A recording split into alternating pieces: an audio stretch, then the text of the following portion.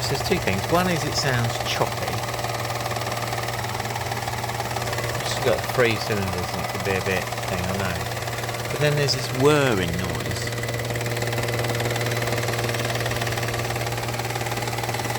It seems to be coming from round here, which I'm sure it didn't have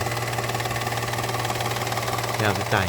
And it's only got 34,000 miles on it. It's been serviced like 3 or 4 times. It's just had the oil replaced and it's just had new start lights. There's definitely something whirring. And when you switch it off, you'll hear the whirring stop.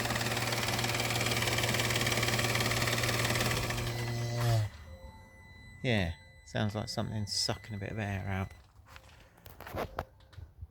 And that little ringing noise stopped as well.